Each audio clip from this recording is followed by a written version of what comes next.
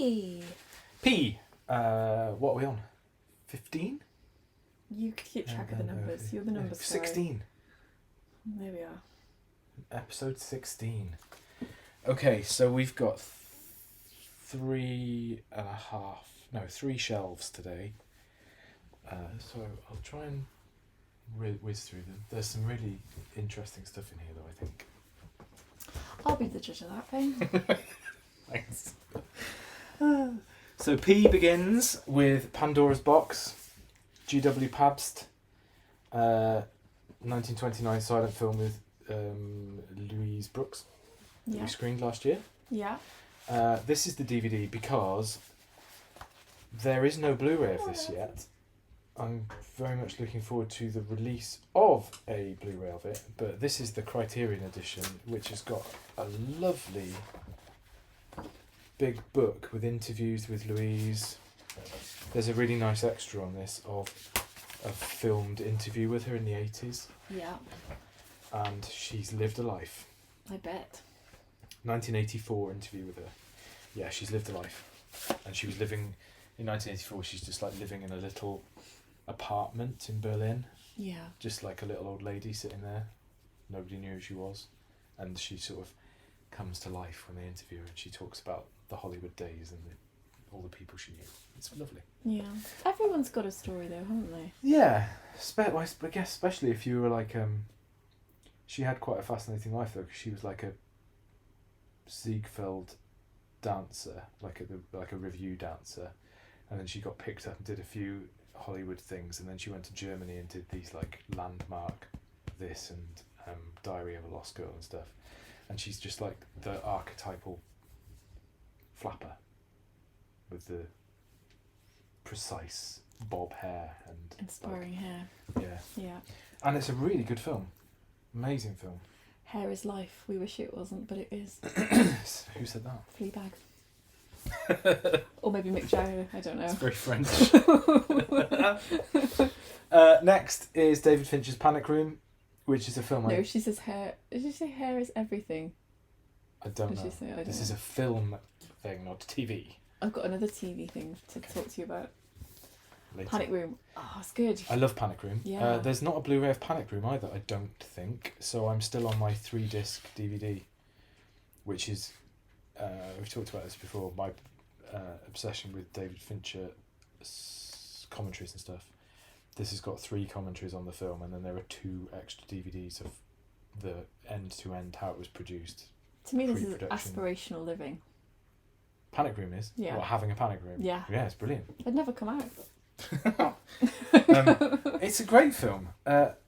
It's kind of looked on as being one of the lower Finchers, but I think it's excellent. Jodie Foster. Yeah. Kristen Stewart. Yeah. Is it Kristen Stewart's first film? Very early on. It's the first thing she was properly recognised in. Yeah, I'm sure she did something maybe before, even younger. And the 3 baddies are great in it as well. Yeah. Forrest Whitaker, Dwight Yoakam and Jared Leto. Good little crew. Yeah. Next comes Paper Moon. Oh. Peter Bogdanovich's lovely Depression era black and white beauty. Yeah. One man and a little girl travelling across somewhere, a dusty state, being shucksters. Yeah. It's fantastic, isn't it? It's great. Watched that in a cinema in San Francisco. Did you indeed? Very nice. It's brilliant, isn't it? You always remember those ones, don't you? Yeah, the little quirky places are always good, aren't they? Paprika is next, which I brought up when we talked about Inception. I want to do a double bill of this and Inception. So this is an animation from 2006. So Satoshi Kon is an anime director who is incredible.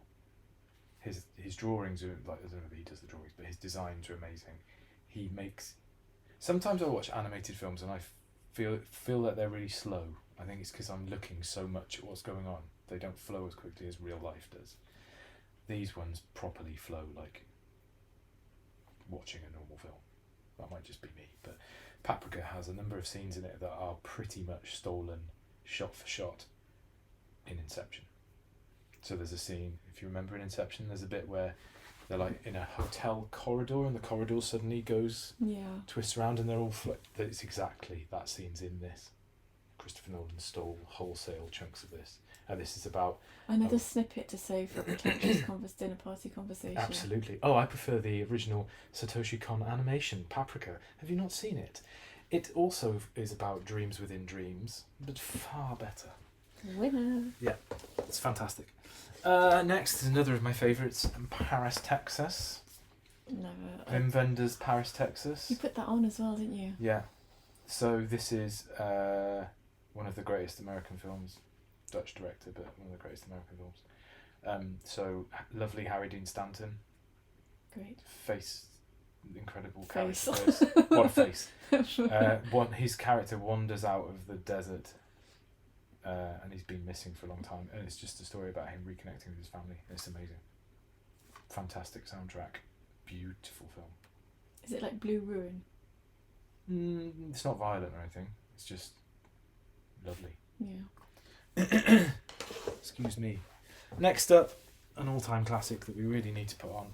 Passion of Joan of Arc.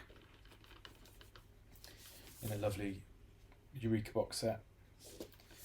You're obsessed with Joan of Arc, aren't I've you? got a bit of a Joan of Arc thing, yeah. Love a martyr, don't you? I love Joan of Arc. Not all martyrs are as good as Joan of Arc. This is one of the most wonderful films I've ever seen. 1928, Carl Theodor Dreyer, who was Danish. So he does... This is the script, silent, but it's scripted, so you can see them saying all the words. Is the script was taken from the actual transcript of the trial, the torture, the threats, all the nasty stuff that went on. And the main actor in this, whose name is Renee Maria Falconetti, there's a large portion of the film that's just like massive close-ups of her face. Like she has her head shaved and she's like being trialed. She's got an incredible expressive face and cries incredibly, and it's just astonishing. It's one of the masterpieces of cinema. Okay. Paths of Glory is next. We've screened this as well. So this is Kirk Douglas in Stanley Kubrick's... Rest in peace. Both of them, yeah. Stanley Kubrick's World War One anti-war film, where Kirk Douglas plays a general, who is told to send his boys over the top to go and take a specific hill. He believes it's impossible to do so. There's a suicide mission, so he doesn't do it, and he gets found out. He says he's going. He says he went, and they couldn't manage to get it, and he gets found out that they didn't even go. So it's about his soldiers and him on trial, and it's excellent. Okay. Next up is another in the ever-expanding series of films about people hearing or seeing things that they shouldn't. They're related to The murders. one thing that you haven't got there is the lives of others. No, it's on DVD somewhere. It's not in this set. It's in the. But that's a good one. It is a great one, yeah. I love a surveillance and voyeurism thing, isn't it? Peeping Tom, 1960. One of the most controversial films of the British cinema in the 1960s. So this is directed by Michael Powell, who is one half of Powell and Pressburger, as in Black Narcissus and The Red Shoes and A Matter of Life and Death. So he made all those lovely, heartwarming, British, lovely films. He then went and made a film about a guy who's a psychopathic cameraman who films his victims with his little camera with a spike on the front of it. Ouch. It's What's the spike for? stabbing. That's awkward to put it on a camera. Well, so that he can film their reaction. Wait, the spike's going into their head. Well, he's spiking them. It's amazing. It's like to think that that's the same year as Psycho, and they're both like revolutionary films about psychopaths. Next comes Performance. You seen Performance? No. This has got Mick Jagger in it. What hasn't? Does he make it when he was in Berlin? He might have. So, directed by Nicholas Roeg, and Donald Cammell as a co-producer. Like apparently it was Nicholas Roeg that directed it, but so Nick Roeg did Walkabout and the Don't Look Now. Lots of my favourite films. So performance is bonkers. Mick Jagger plays a rock star who's a bit crazy.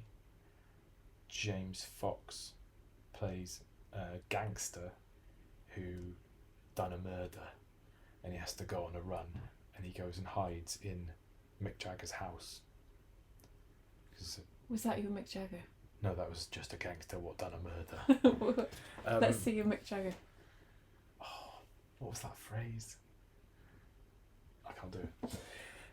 That's not a great no, Mick Jagger. I'm not going to do it because it'll be embarrassing. Performance is great. It's a bit weird. It's got some amazing music in it. I think we jumped that shark a while ago. Yeah, it's great. I don't think it's appealing to me, but no, it probably wouldn't. If you're a Mick Jagger fan. Next up, a beautiful animation, Persepolis. Mm-hmm. So Persepolis is based on a graphic novel. It's written.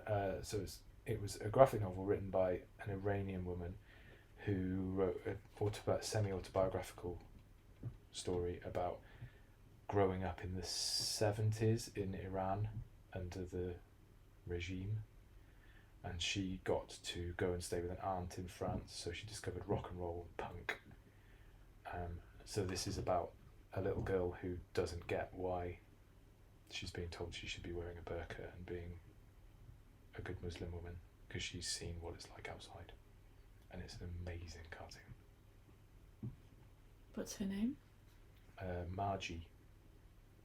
The director's called Marjan Satrapi. Catherine Deneuve, isn't it? Yeah, she does the voice of the grandma. We've just watched her in The Truth, haven't we? We have, yes. Brilliant. Corrieda that did Shoplifters, his first film outside Japan. And it had Deneuve and Juliet Binoche. And a weird bit part by Ethan Hawke. Yeah, which almost could have been a film about him if he'd have been in it a bit more. And Juliet Binoche. It felt like each of the three you could have made a film about each of them. Yeah. It's ironic that it was about Catherine Deneuve and she was the central character. And she doesn't give two figs about Me Too, does she? Or, no. Not at all. But I'm glad it wasn't about Ethan Hawke. It so could have easily been about him. But it was. What I liked was that. But it was the mother-daughter relationship, wasn't it? So. Yes, but it also it was mainly Catherine Deneuve, wasn't it? Yeah. But you could have also, you knew a lot about Juliette Binoche and a lot about Ethan Hawke, even though they were like the secondary characters. But even like the very rounded, wasn't it? Inner World was there. It was really good. That was great. She can do no wrong. It's on all the streaming places. We were going to screen it on Friday the 24th of April, so we watched it at home on the 24th of April instead. Contrivance. Yeah. Next comes Sometimes Dead is Better, the original Pet Sematary. Yeah. None of these films come close to how scary the book is, though. I don't know. I do like the book of this. Yeah. This is I like this better than the remake. Oh, I didn't like the remake. This has got that 80s to it. Yeah. And it's got the little kid's a proper crazy little kid. They softened that too much in the other one, I think. By having it's the older girl, whereas in this one it's the little boy who shouldn't be able to be a psycho. Yeah. Kind of works better. Another horror film directed by a woman. Mary Lambert. Who's the other one? Catherine Bigelow. We were talking about American Psycho. Mary Hannon. Oh. It's great. And that's the 4K steelbook. Yeah. I still want to watch the TV series. Of? Oh no, that's it. That's it, yeah. Oh no, we should watch it. That's literally it. Yeah, it is it. Next is Phantom Thread. You didn't go on with Phantom Thread, did you? It was okay. I loved it. They could just brought back GCSE textiles. It had some beautiful clothing in it, didn't it? Yeah. I loved the soundtrack. I loved the atmosphere. I loved the whole poisoning him with mushrooms stuff.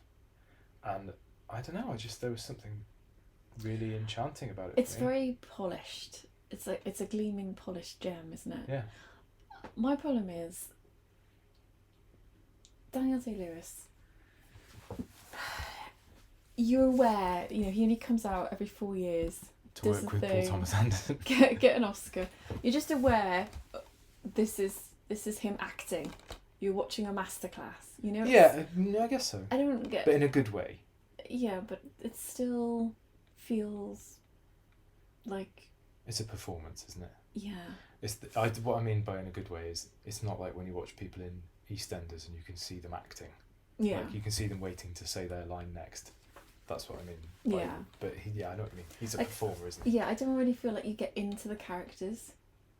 You know, you don't really see the inner workings. You see him performing something. Yeah. Very well though. I think it's more like a theatre performance with him, isn't it? I guess so. I do. The other thing I like about these Paul Thomas Anderson films, the more recent ones, is having Jonny Greenwood soundtracks. And this had. There were two. I need to get the other films. So the two films came out very close together in this year. Phantom Thread, that had a Jonny Greenwood soundtrack, and You Were Never Really There. You Were Never Really There.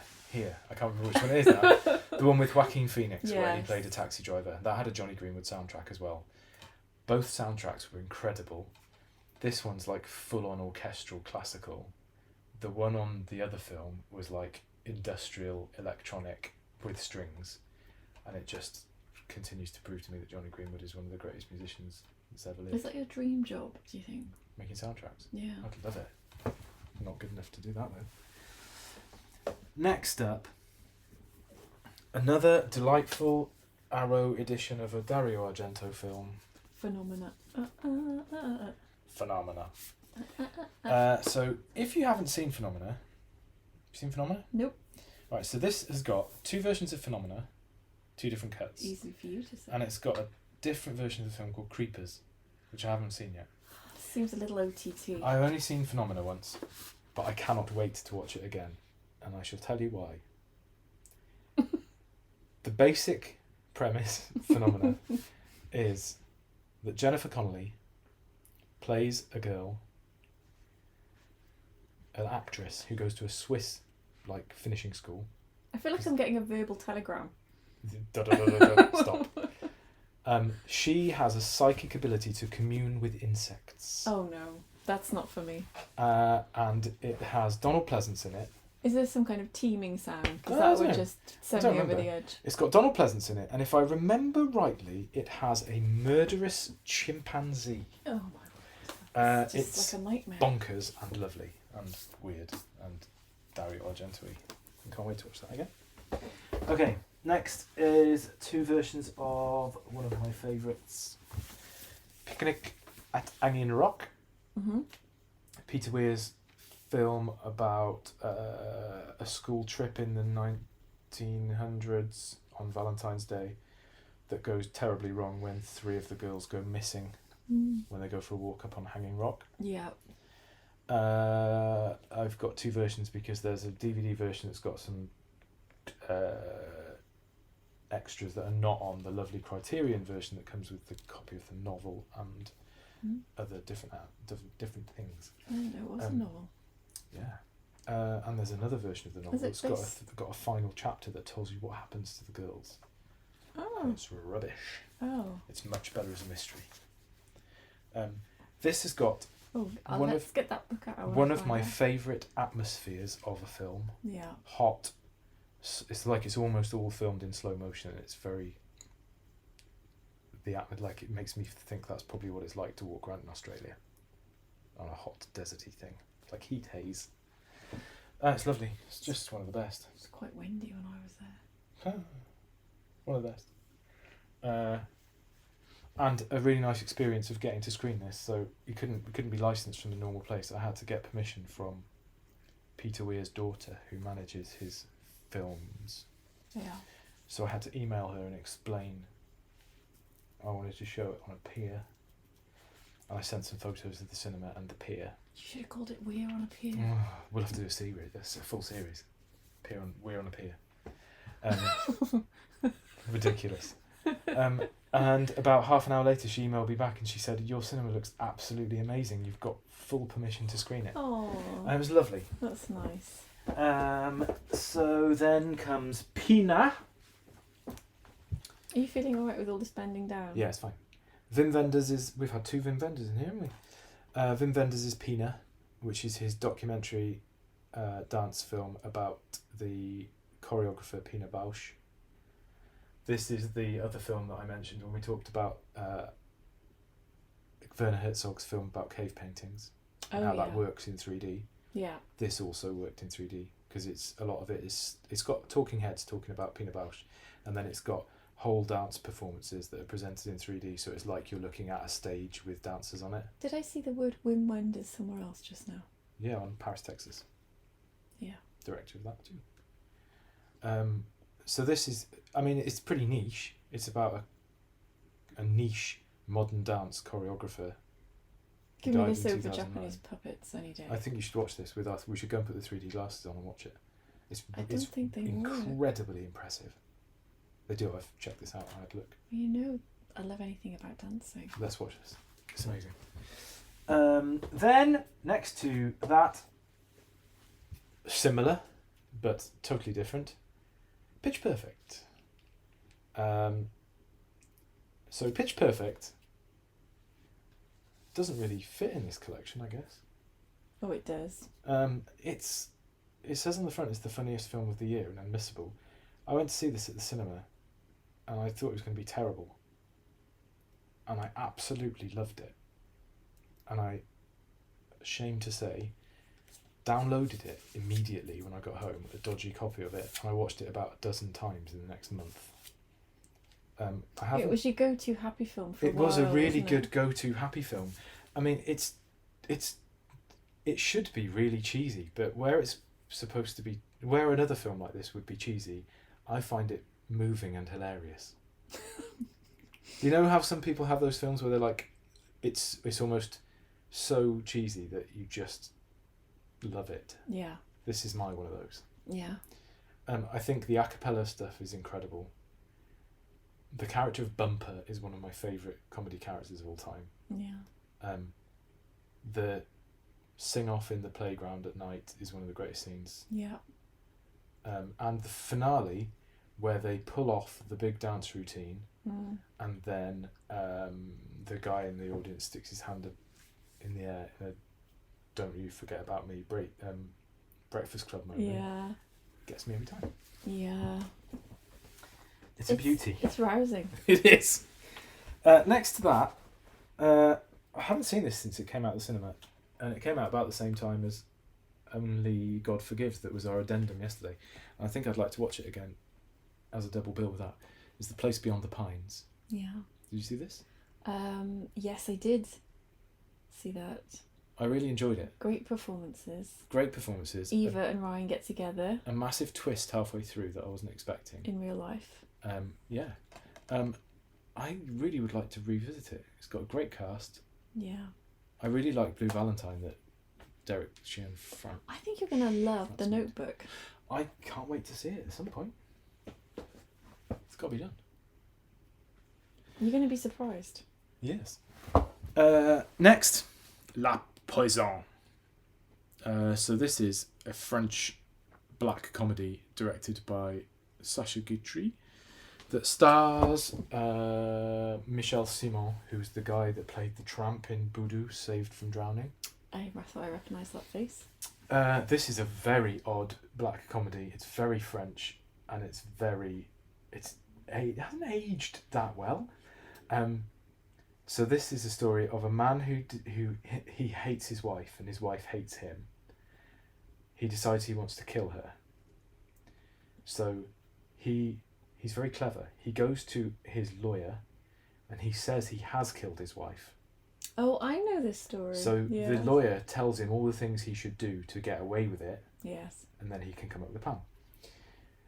He then goes back home ready to kill his wife, and in the meantime she's also decided she's going to kill him.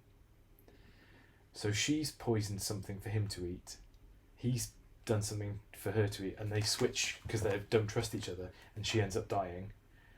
But it doesn't quite play out like his plan for the murder was. So it's like he's scurrying around trying to make it work. It hasn't aged particularly well because it's I mean, she wants to kill him as well, but he's a quite misogynistic, like, bastard. I can see why she wants to kill him. So I kind of wanted her to kill him and her have to get out of the scrape. But it was great. It's just, it's quite dated. It's 1951. 2 women a week, then. Is it 2 women a dated? week. Next is another of my favourites. Poltergeist. I can't... You know when we were talking about perfect films the other day? I don't think there's anything wrong with Poltergeist either. It's just wonderful. Yeah. It made me scared of toys. Yeah, it does. It's Yeah. very scary. If you saw a mechanical wind-up toy anywhere now, Or a clown in the bedroom. you'd just be like, no. It's still scary, but at the same time it's got that lovely Spielberg-y thing of it's just perfect Americana. So it's directed by Toby Hooper that did Texas Chainsaw Massacre. But we're led to believe that actually Spielberg was on set every day and he pretty much directed it. It feels like a Spielberg film, doesn't it? It's great. I also love Poltergeist 2 with the preacher. Didn't Spielberg tell Greta Gerwig that she had to film Little Women on real film? Yes. He's a micromanager, isn't he? Yeah, because he said you couldn't make a realistic film about the 1900s digitally. It won't work. You have to film it on film, and she was very reticent because of the expense of the film, and he brought a reel of film to her house and cracked the top off it and made her smell the dust off the film, and she was convinced because it smells like an antique. Or she wanted that guy in the dust out of her house. Yeah, maybe. Crazy guy. Next up, Post Tenebris Lux. Seen this? What do you think? Carlos Regadas is a Brazilian, I think he's Brazilian director. He makes wacky films. Post Tenebris Lux has got one of the most incredible opening 25 minutes of anything I've ever seen. I can't even explain what it's about, but it's Don't try. It's just wonderful. Okay. Next is Predator, another of my favourite films. Yeah, you do love this one. I love Predator. Yeah. It's simple yet effective. I think isn't I've it? probably seen Predator almost as many times as I've seen Star Wars. I would have thought. Maybe as many.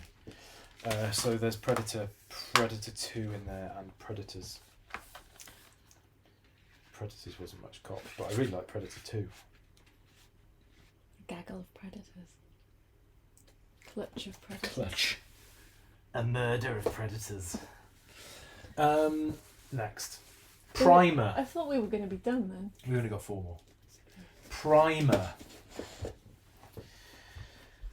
I like to stick at this as subtitle. It's because it's next rental, I think. Stay away. If you are listening to this and you've got the Mubi trial that we gave the link for, That's probably coming to an end. it's 3 months. Oh. Primer is on Mubi at the moment. If you haven't already done that, sign up to our mailing list at the website. You'll get the link. Go to Mubi, sign up for your 3 months, and immediately watch Primer.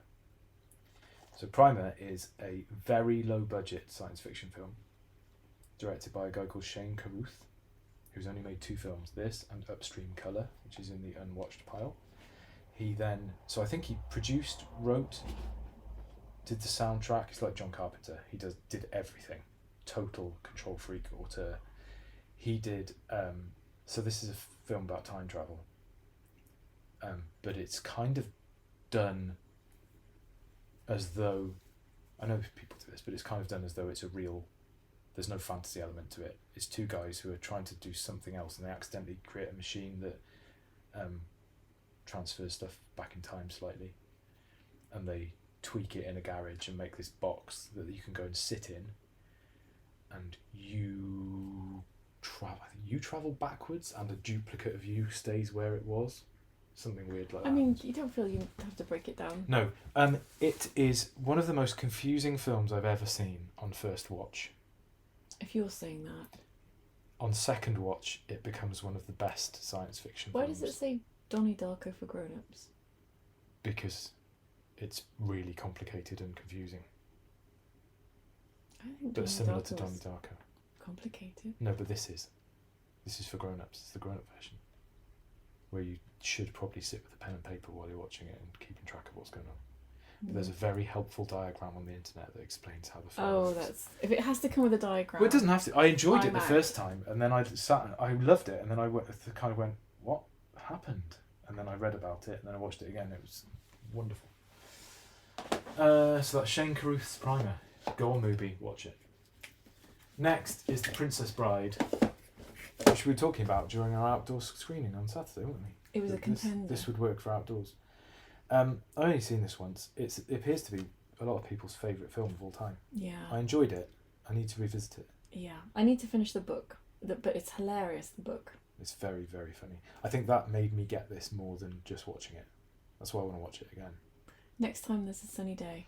Okay. So it's directed by Rob Reiner, who did Does Stand By everything. Me, so that's why we were thinking about it, isn't it? Yeah.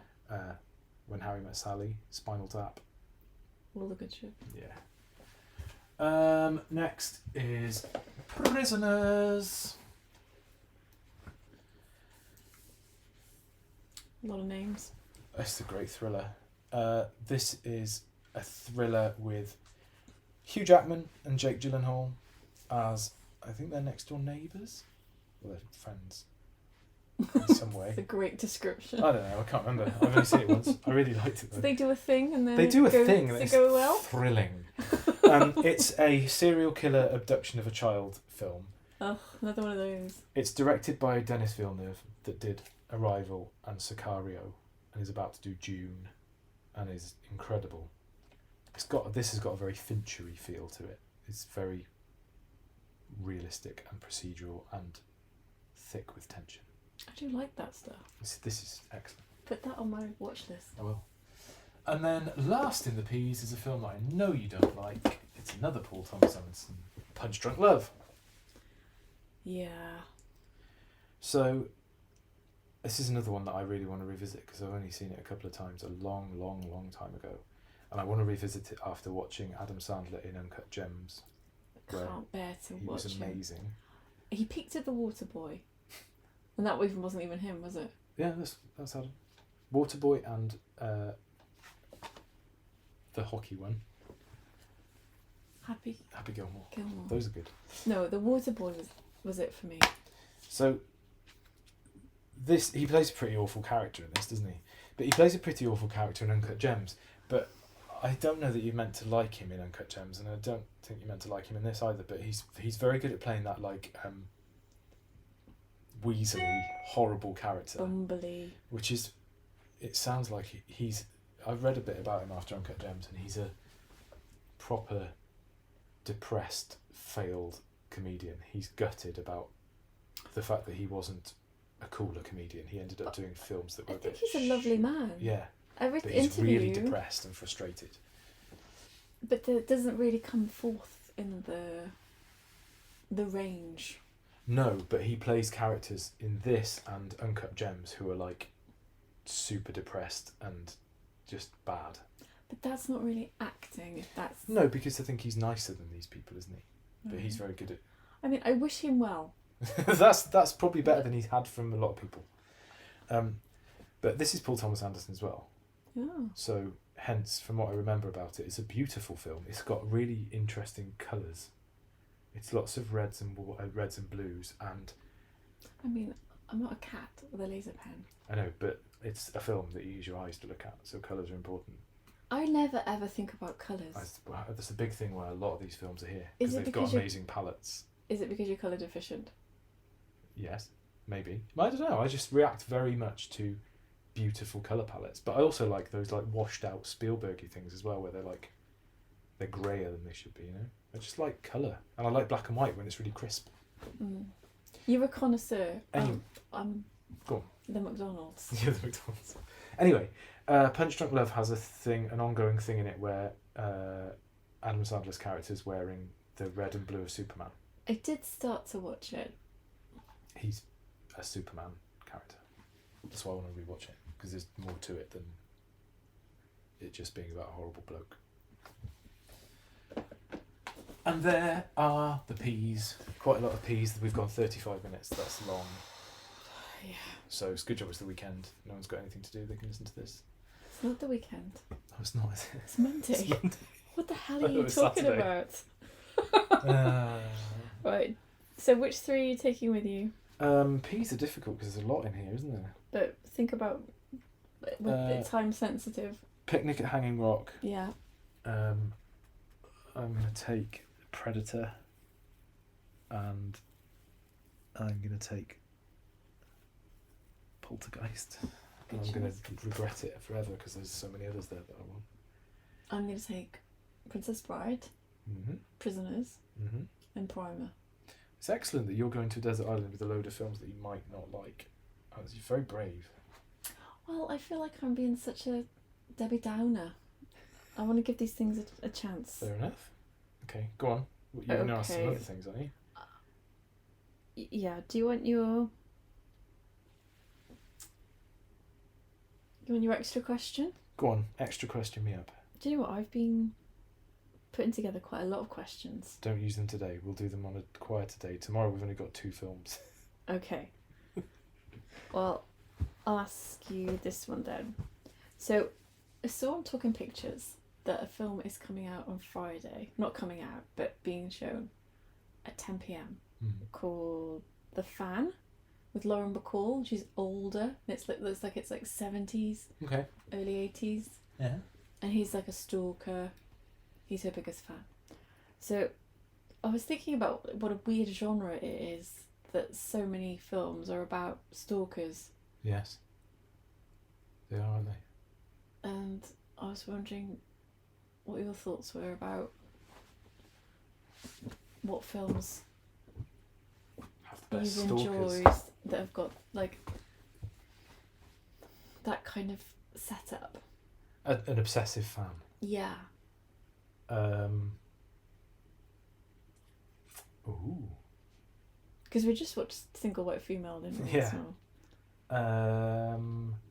As a quick answer, I haven't got this on Blu-ray. I need to get it. What's the one called?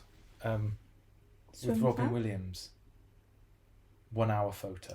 Yes. That's a great one. Ben, you've knocked it out of the park. That's a very good stalkerish stalker. Yes.